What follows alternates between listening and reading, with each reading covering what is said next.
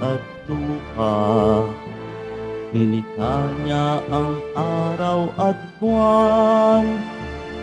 Nilikha niya ang mga isda't ibon, mga gubat at karagatan. Tunay siyang banal at dakila. Purihin ang kanyang ngalan. Ang lahat ng likha niya'y mabuti. Pinagyaman niya ng lubusan. Purihin ninyo ang Panginoon, dakilain ang kanyang ngalan. Purihin siya ay awitan at papurihan magkakailanman.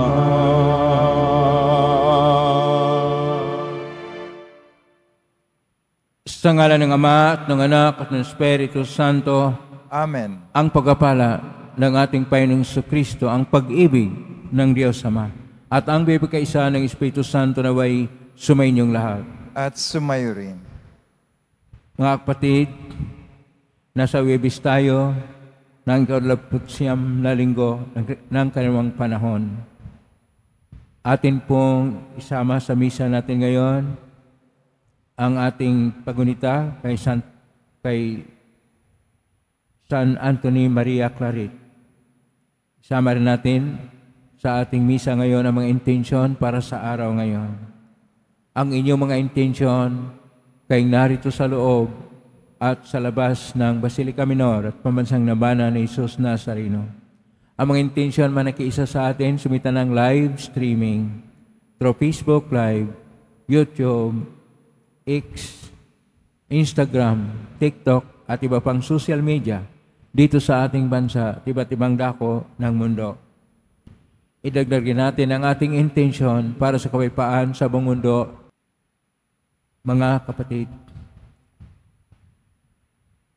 si San Pablo sa Tagaypiso ay patuloy na nagpahayag sa atin na tayo nagkaroon ng kaligtasan dahil sa ating Panginoong Hesus. Tayo ay tinuturuan ng ating Panginoong Hesus sa Ebanghelyo ni San Lucas na siya ay naaparito at nagdala ng apoy sapagkat dala niya ang Espiritu Santo na kung minsan ay nagdulot ng pagkawatak-watak sa mga tao na hindi ito matanggap sa Ebanghelyo ng ating Panginoon. Sa buhay natin, tinatawag tayo na ating tanggapin ang mabuting balita ng Panginoon at tayo magbalik loob sa Kanyang pangalan. Ngunit sa mga sandali na dahil sa ating kahinaan at karupukan tayo nagkasala, dumulog po tayo sa maing Panginoong nagpapatawad ng lubos. Sinugong tagapagpagaling sa mga nagsisisi, Panginoon, kaawaan mo kami. Panginoon, kaawaan mo kami. Dumating na tagapaganyayang mga makasalanan ay magsisi, Kristo, kaawaan mo kami. Kristo, kaawaan mo kami. Nakaluklok ka sa kanan ng Diyos Ama para ipamagitan kami, Panginoon, kaawaan mo kami. Panginoon, kaawaan mo kami. Kaawaan tayo makapangyarihang Diyos, patawarin tayo sa ating mga kasalanan at patnubayin tayo sa buhay na walang hanggan. Amen. Manalangin tayo. Ama naming makapangyarihan, kayong lagi naming matapat na sundin ang loob mo upang kami wagas na makapaglingkod sa iyo sa pangitan ni Jesucristo kasama ng Espiritu Santo magpa sa walang hanggan. Amen. Magsipo muna ang lahat. Pagbasa mula sa sulat ni Apostol San Pablo sa mga taga-Efeso. Mga kapatid, ako'y naninikluhod sa Ama na siyang pinagtutularan ng pagkaama sa bawat sambahayan sa langit at sa lupa. Hinihiling ko ayon sa kanyang kayamanan at kadakilaan na palakasin niya ang inyong buhay espiritual sa pamamagitan ng kanyang espiritu.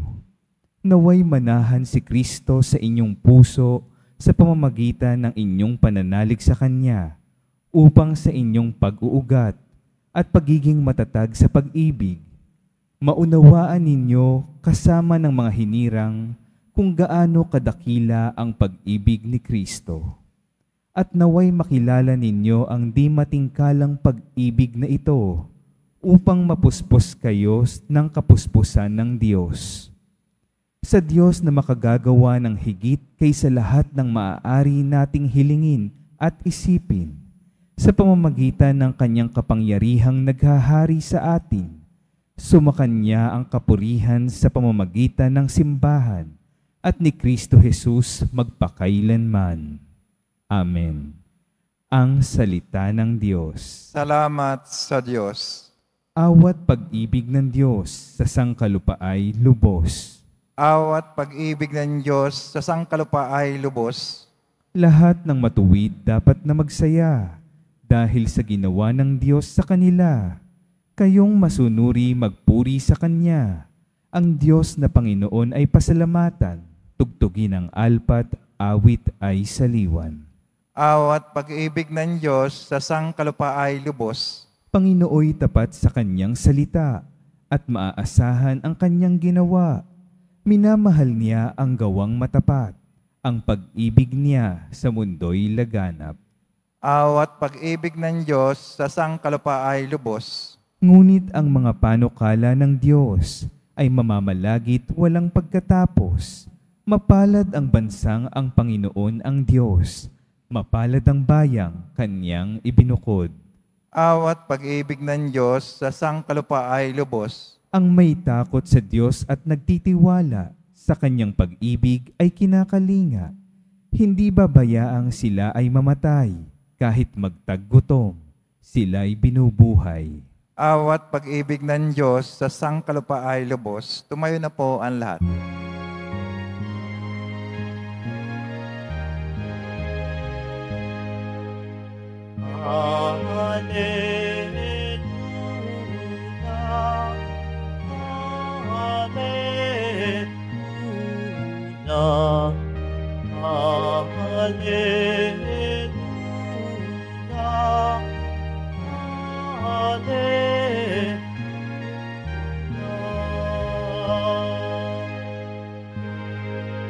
Nanay aking tatalikdan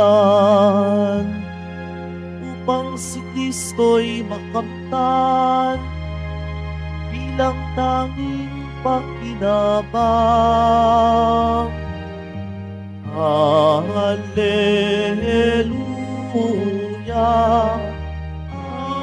Alleluia, Alleluia.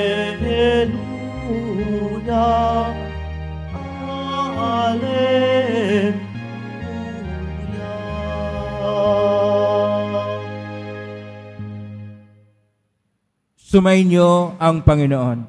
At sumayo rin. Ang mabuting balita ng Panginoon ayon kay San Lucas. Papuri sa iyo, Panginoon. Noong panahong yun, sinabi ni Jesus sa kanyang mga alagad, "Naparito ako upang magdala ng apoy sa lupa at sana'y magningas na ito. May isang binyag pa na dapat kong tanggapin at nabagbag ako hanggat hindi natutupad ito. Akala ba ninyo'y pumarito ako upang magdala ng kapayapaan sa lupa? Sinasabi ko sa inyo, hindi kapayapaan, kundi pagkabaha-bahagi. Mula ngayon, ang 5 katao sa isang sambahayan ay mababahagi 3 laban sa 2, 2 laban sa 3. Maglalaban-laban ang ama at ang anak na lalaki, ang ina at ang anak na babae, gayon din ang biyenang babae at ang manugang na babae. Ito ang mabuting balita ng Panginoon. Pinupuri ka namin, Panginoong Jesucristo. Magsiupo muna ang lahat. Isang mapagpalang araw po sa inyong lahat. Purihin po natin ang ating Pong Hesus Nazareno.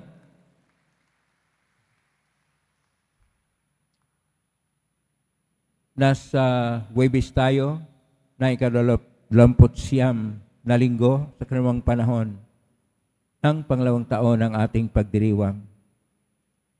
At ngayon, pero ang atin pong pag-usapan ngayon ay tungkol sa pag-ibig ng Diyos na nag-aapoy. Tayo po ay nanalangin sa ating Panginoon na sana'y maligtas tayo sa bagyo, pero dapat tingnan rin natin ang nag-aapoy na pagmamahal. I-focus lang natin ang ating pagninilay sa nag-aapoy o apoy. Ang salitang nag-aapoy ay atin pong makikita sa Biblia ng 474 times, 474 na beses. Ibig sabihin, marami ang nakasulat sa Biblia. Ibig sabihin, mahalaga ito. Sa salitang Hebreo, ang apoy ay ish. 2 titik lang po yan. Titik ng alep at saka shen. Kapag ka alep, ito yung laging una, at kung may shen, ito ay tungkol sa hangin. Ito ay tungkol sa espiritu. At itong dalawa ish, naging apoy na. Sa salitang koinoko na Grigo, dahil ang atin po mga pagbasa liban sa ating salmo ay nasa koinoko na Grigo, ang salitang apoy ay futsya. Futsya, na sa salitang Latin naman ay enyes. At dito ating nakikita na ang apoy ng pag-ibig ayon pa sa ating unang pagbasa sa sulat ni San Pablo sa Episo, Kapitulo 3, 14 hanggang 21, ay ang pagtugon ng ating ginagawa na pagtugon sa nag-aapoy na pag-ibig ng Diyos na napahayag ng ating Panginoong Jesucristo, at naway mapuspos tayo sa pag-ibig na ito. Dahil ayon pa sa Salmo 32, na ating napakinggan ngayon, ang awa at ang pag-ibig ng Diyos ay siya pong pumupuno sa lahat ng dako sa ating mundo. Kaya, ang pag-ibig ng Diyos ay nariyan sa atin dahil sa turo ng ating Panginoong Hesus Nazareno. Pero hindi ito katanggap-tanggap. Dahil para sa ibang tao ay bago. Sa mga Israelita, dapat po nating unawain na nakasarado ang kanilang pag-iisip sa tinatawag na tradisyon. 3 tradisyon na Torah tungkol sa tradisyon ng kautusan, Nabiim, tradisyon ng mga propita, at Kitubim, tradisyon ng mga kaalaman, na kung saan na makitid ang kanilang pagtingin at ang ating Panginoon para sa kanila ay hindi katanggap-tanggap ang kanyang tinuturo na mabuting balita. Kaya dito po nating tingnan ang konteksto ng ating ebanghelyo. Bakit sinabi ng ating Panginoon, naparito ako upang magdala ng apoy sa lupa. At sinasabi niya, hindi tungkol sa kapayapaan, bagkus pagkabaha-bahagi. Dito po makita natin na parang mayroong kontradiksyon. Dahil kapag nagturo siya ng pag-ibig, dapat magkakaisa. Pero ang pagkabaha-bahagi, ang pagkawatak-watak, ay dahil sa hindi pagtanggap ng mensahe ng pag-ibig ng Panginoon. Kaya ang mga tumatanggap, kukontra sa mga hindi tumatanggap. Ang ama laban sa kanyang anak na lalaki, ang ina laban sa kanyang anak na babae, ang manugang na babae ay laban sa kanyang biyenan na babae.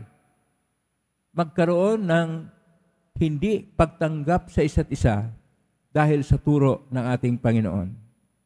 Pero dapat po nating tingnan na kung tayo mag-usap tungkol sa apoy, kaya nga napakaraming beses ito na ulit sa Biblia, 474 times. Dahil ang apoy ay simbolo ng malalim, hindi lang para sa Diyos, hindi lang sa pagbabago, hindi lang sa kahit anong bagay, pero dito sa Biblia at sa ating mga pagbasa, ito ay may malalim pa na kahulugan.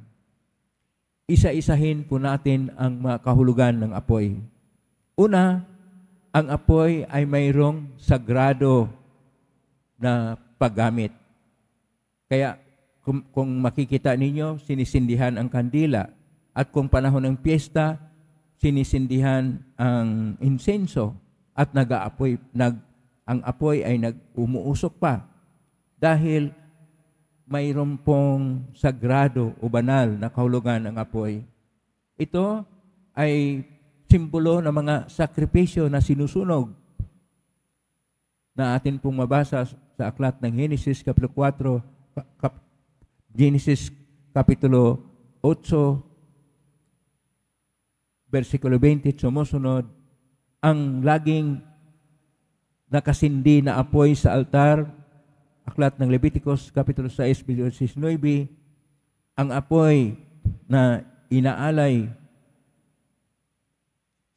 sa aklat ng Leviticus Kapitulo 10, versikulo 1, na kahit hindi ka tanggap-tanggap, kaya pinarusahan ng Diyos, sa apoy din ang mga nag-aalay nito. Ang apoy ay mayroong importante na kahalagahan sa pag-aalay sa templo o sa mga panalangin. Pangalawa, ang apoy ay mayroong gamit sa buhay natin. Ginagamit ito sa pagluluto, sa pag-iinit, at sa ibang mga malamig na bansa. Ito ay pagbibigay sa kanila ng tama na temperatura. At mabasa natin ang gamit nito sa aklat ni Propeta Jeremias Kapitulo 36, versikulo 22 at sumusunod. Ang pangatlo na gamit ng apoy, ito ay ginagamit sa pagparusa sa lahat ng taong nagkasala sa mga lumang panahon. Makita po natin na sinusunog ang mga tao na nagkasala dahil sa panghahalay. Leviticus Kapitulo 30, versikulo 14. At ang lahat ng mga nahuli na nagiging bihag sa giyera ay sinusunog din. Nasa pangalawang aklat na Samuel, Kapitulo 12, versikulo 31. Pang-apat, ang kahulugan ng apoy, ito ay nangangahulugan ng isang armas sa giyera. Kaya sinusunog ang mga lungsod. Mabasa natin sa aklat ni Propeta Hoseas, Kapitulo 6, versikulo 24, sumusunod. At ang mga imahin sa mga templo na kalaban sa mga Israelita ay sinusunog din. Pangalawang aklat ng mga hari, Kapitulo 10 at sumusunod. Ito ay, ang apoy ay hindi lang tungkol sa gamit sa bahay, hindi lang tungkol sa mga pag-aalay. Ang apoy din ay simbolo ng presensya ng Diyos. Kung atin pong basahin ang Biblia, ang apoy ay nagpahayag ng presensya ng Diyos na si Yahweh kay Moises sa aklat ng Exodus Kapitulo 3. At ang apoy ay simbolo din sa presensya ng Diyos sa pamagitan ng kanyang salita. Aklat ni Propeta Jeremias, Kapitulo 23, verso 36. Ang apoy ay simbolo din ng pagnanahan ng Espiritu Santo, gaya ng pagdating ng Espiritu Santo sa Gawa ng mga Apostol, Kapitulo 2, versikulo 3. At ang apoy ay siyang pagbibigay parusa sa mga nagkasala o tinatawag nating impyerno. At lahat ng mga parusa ay ibinigay sa pamagitan ng apoy. Kung tingnan po natin, napakalalim ang kahulugan ng apoy. Pero ang sinasabi dito sa ating mga pagbasa, nag-aapoy na pag-ibig. Na ibig sabihin dito, tayo ay dapat magkaroon ng masigasig, malalim, marubdob na panampalataya upang napahayag ito sa gawa. Kaya tinatawag na nag-aapoy na pag-ibig sa Diyos. At paano ba natin ito gawin? Mayroon po tayong 5 na gawin upang mag-aapoy ang ating pag-ibig sa Diyos. Dahil nag-aapoy ang pag-ibig sa Diyos sa atin, inaalay niya ang kanyang anak na ating pong Isus Nazareno upang tayo maligtas, mag-aapoy din dapat ang ating pananalig at pagmamahal sa Diyos. Una, sa pamagitan ng pagninilay-nilay. Pagninilay, ginagamit ang salita ng Diyos o ang Biblia o ang lahat ng mga sagrado na mga aklat. Pangalawa, ang ating pagsisisi sa kasalanan o pagbabalik loob na sinasabi sa mga Hebreo, teshuba, o sa koinoko na Grigo, metanoia. At pangatlo, ang ating pagsuko sa buong sarili natin sa Panginoong Diyos upang lahat ay para na sa Diyos.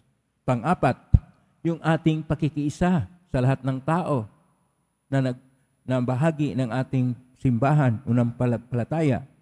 Ito'y ang pakiisa natin ay nagpapaapoy ng ating pag-ibig sa Diyos. At panglima, ang pagpapahayag sa kilos o sa gawa sa ating panampalataya at sa ating pagsunod sa Diyos.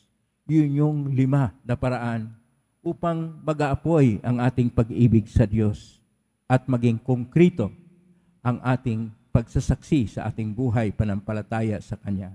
Naway, laging mag-aapoy ang Diyos sa inyong mga puso upang ang inyong pananalig ay lalo pang marugdog at ang inyong mga panalangin ay lalo pang maging taimtim.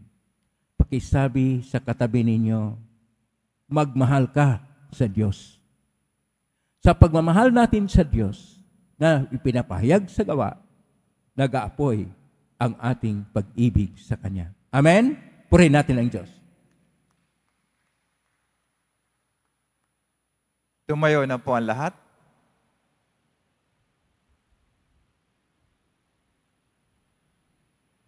Minamahal ko mga kapatid, maaring dumating sa atin ang mga pagsubok at mga suliranin, subalit bunga ng ating buong pagtitiwala sa kalooban ng Diyos Ama, patuloy tayong nanalig na hindi siya magkukulang sa Kanyang pangako. Atin pong itutugon, gawin mong karapat-dapat ang aming buhay sa iyo, O Panginoon.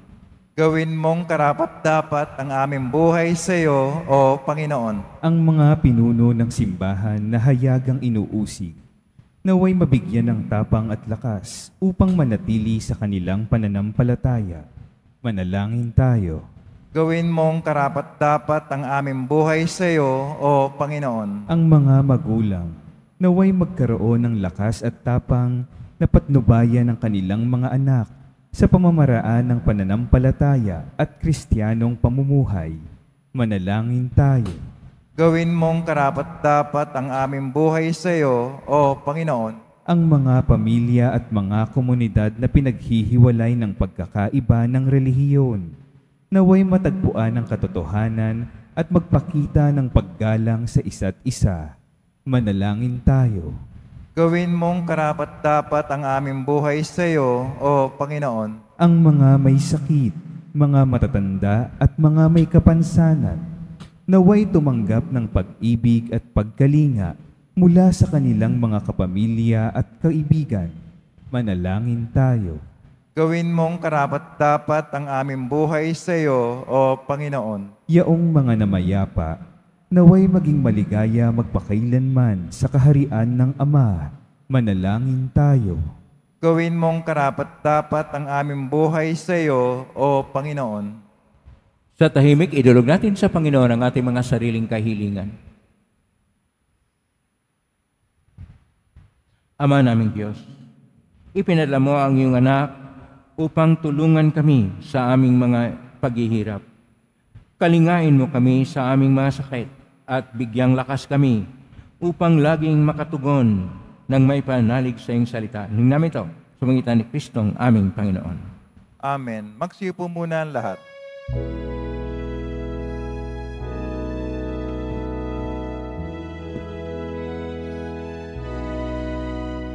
Itong tinapay at alak na mula sa'yo, muling ihakain sa kabutihan mo. Kunin at tanggapin alay sa'yo. Pasasalamat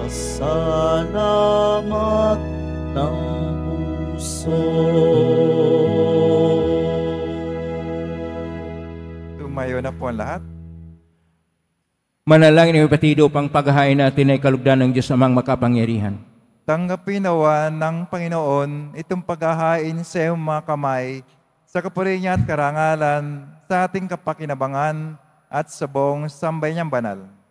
Ama naming lumikha, ipagkalumong ikaw ay aming kusang mapaglingkuran sa paghahain namin ng iyong mga alay na iyong bigay, upang kami dalisayin ng iyong pagmamahal sa paglingkod namin ngayong ginaganap ang banal na pagdiriwang. Sa pamagitan ni Kristo kasama ng Espiritu Santo magpa sa walang hanggan. Amen. Sumainyo ang Panginoon. At sumayo rin. Itaas sa Diyos sa inyong puso at diwa. Tinaas na namin sa Panginoon. Pasalamatan natin ang Panginoong ating Diyos. Marapat na siya ay pasalamatan. Ama naming kapangyarihan, tunay marapat ni kay aming pasalamatan. Pinagbigyan mong ito'y aming mahihag, kahit ito'y walang anumang may daragdag sa kadakilaang sa iyo ay likas. Sa pagpupuri namin, ang nakikinabang ay kami rin yung pinakahirapan sa pangitan ng anak namin na mahal. Kaya isa namang hel si awit ng papuri siyang pay sa kalangitan, kami nagbungi sa kadakilaan. Santo, Santo, Santo, Panginoon Diyos na mga hukbo, napupuno ang langit at lupa ng kadakilaan mo, o sana sa kaitaasan. Pinagpala na paririto sa ngalan ng Panginoon, o sana sa kaitaasan. Magsilod po ang lahat. Ama naming banal, ikaw ang bukal ng tanang kabanalan, kasmitan ng Espiritu ng banal na makalob nito upang para sa amin maging katawan at dugo ng aming Panginoong Kristo. Bago niya pinagtiisang ko sang loob na maging handog, hinawakan niya ang tinapay, pinasalamatan kanya, pinaghati-hati ngayon, iniabot sa kanyang malagad at sinabi, tanggapin ninyong lahat ito at kanin. Ito ang aking katawan na ihandog para sa inyo.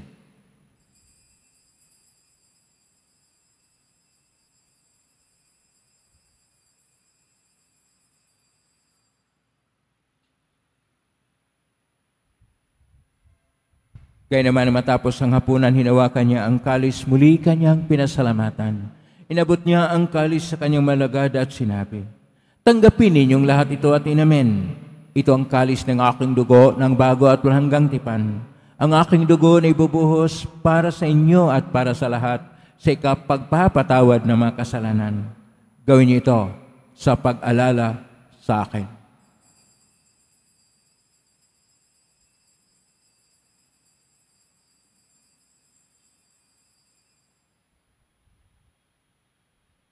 Tumayo na po ang lahat. Ang misteryo ng pananampalataya. Si Kristo'y namatay, si Kristo'y nabuhay, si Kristo'y babalik sa wakas ng panahon. Ama, ginagawa namin ngayon ang pag-alala sa pagkamatay tuwing pagkabuhay ng anak kay Inat. Inaalay namin sa iyo ang tinapay nagbibigay buhay at ang kalis na nagkakaloob ng kaligtasan. Kami nagpapasalamat dahil kami narapat na tumayo sa harap mo para maglingkod sa iyo. Isinasamo namin kaming magsasalo-salo sa katawan at dugo ni Kristo ay mabuklod sa pagkakaisa sa pamagitan ng Espiritu Santo. Ama, lingapin simbahang laganap sa buong daigdig. Pususin kami sa pag-ibig kaisa ni Francisco na aming Papa at ni Jose na aming Obispo at ng Tanang Kaparian. Alalahanin mo rin mga kapatid naming naimlay na may pag-asang sila muling mabuhay, ganyan ang lahat ng mga pumanaw. Kaawaan mo sila at patuloyin sa iyong kaliwanagan. Kawaan mo dapatin kaming lahat na makasalo siyang buhay na walang wakas, kaisa ng mahal na Birhen Maria na ina ng Diyos, ng kabiyak ng puso niya San Jose, kaisa ng mga apostol, ni San Juan Bautista, ni San Antonio Maria Claret, ni San Roque, ni San Lorenzo Ruiz de Manila, ni San Pedro Kalungsod, at ng lahat ng mga banal na namuhay Diyos daigdig ng kalugod-lugod sa iyo, maipagdiwang nawa namin ang pagpupuri si karangal mo sa pangitan ng anak na aming Panginoong Hesus-Kristo. Sa pamamagitan ni Kristo, kasama niya at sa Kanya, ang lahat ng parangal at papuri ay sa iyo, Diyos Amang makapangyarihan, kasama ng Espiritu Santo, magpasawalang hanggan.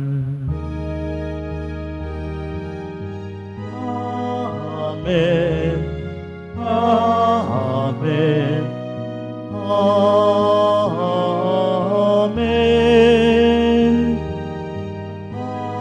Amen. Amen.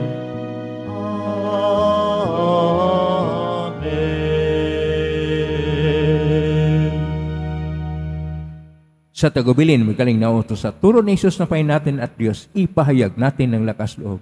Ama namin, sumasalangit ka, sambahin ang ngalan mo. Mapasa amin ang kaharian mo, sundin ang loob mo dito sa lupa para nang sa langit.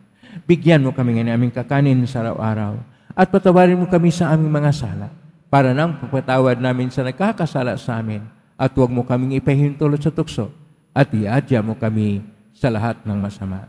Niling namin kami iadya sa lahat ng masama, pagkalooban ng kapayapaan araw-araw, iligtas sa kasalanan at sa lahat ng kapahamakan, samantalang aming pinanabikan ang dakilang araw ng pagpapahayag ng tagapagligtas naming si Jesucristo.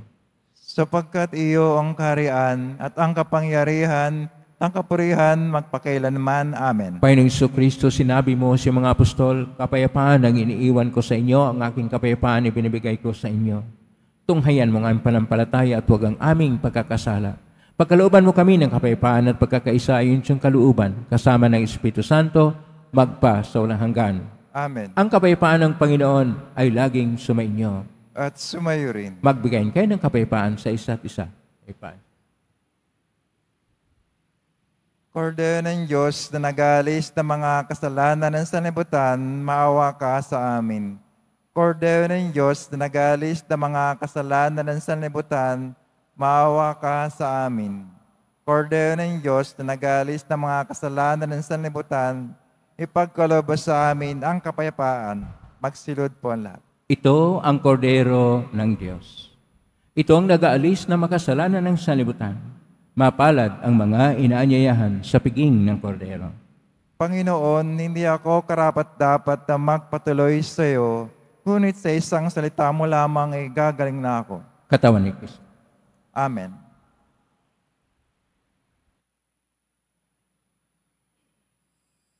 Para sa lahat ng tatanggap ng banal na komunyon, sasagot po tayo ng amen pagkasabi ng pari o ng lay minister ng katawan ng Kristo at isubog at sibibig bago balik sa panampari o lay minister. Sumunod po tayo.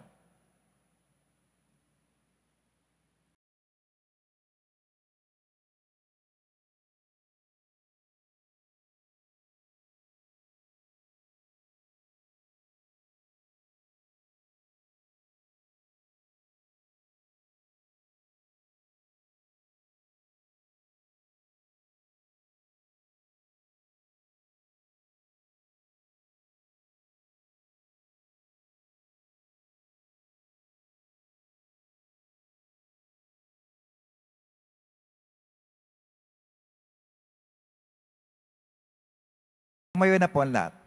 Manalangin tayo. Ama naming mapagmahal, gawin mong sa aming banal na pakikinabang kami ngayon ay iyong matulungan at mahubog para mamuhay sa kalangitan sa pangitan ni Jesucristo kasama ng Espiritu Santo magpa sa walang hanggan. Amen. Maraming salamat po sa inyong pagdalaw sa tahanan ng ating Pong Hesus Nazareno. Kayo mga narito, kayo may naugnay sa iba't ibang social media platform na cross-posting sa iba't ibang paraan na inyong panalangin ay dinggin ang Pong Hesus Nazareno. Salamat po sa lahat nagbigay ng tulong at donasyon sa Quiapo Church upang makatulong tayo sa kapwa nating mga hirap at nangangailangan. Salamat po sa inyong tulong, pagpalain kayo ng Diyos. Salamat sa lahat ng mga naglilingkod ngayon, pagpalain kayo lagi ng Pong Hesus Nazareno. Plakpakan po natin lahat ng mga naglilingkod, lahat ng narito, lahat ng naugnay sa atin, lahat ng tumutulong sa atin, naway ang Diyos ay magpapala sa inyo ng mabiyayang siksik, liglig at nag-umapaw. Mag-aapoy nawa ang ating pag-ibig sa Diyos upang maging marubdob ang ating pananalig sa Kanya at tayo makapaglingkod sa ating kapwa-tao na may sigla. Dala ang Espiritu Santo sa buhay natin. Amen. Ngayon na po ang pagbabasbas. Ngayon po namin itas bagya, mga ibagay na pasbasan. Sumainyo ang Panginoon. At sumayo rin. Mahal na pong Isus Nazareno. Iniagos ng cross ang walang maliw na pag-ibig ng Diyos ang katauhan. Pakinggan mo ang kalingan ng kan na nagsusumamo sa makamta naman nila ang katugunan at tanggapin ng kasagutan mo itang naloob na tinatanaw. Basbasan din po ninyo ang mga dalang imahin, dasal at mga bagay-bagay. Basbasan ang may makaramdaman. Sa pangitan ng benisyon nito, naway maalala ng pangako ng sa binyag na ikaw ay kaibigan at paglilingkuran bilang Panginoon magpa sa walang hanggan. Amen. Pagpalain ka ng makapangyarihang Diyos, Ama at Anak at Espiritu Santo. Amen. May kingtaglayang kapayapaan, pag-ibig at pag-asa ng pong Isus Nazareno. Salamat sa Diyos. Purihin natin ang ating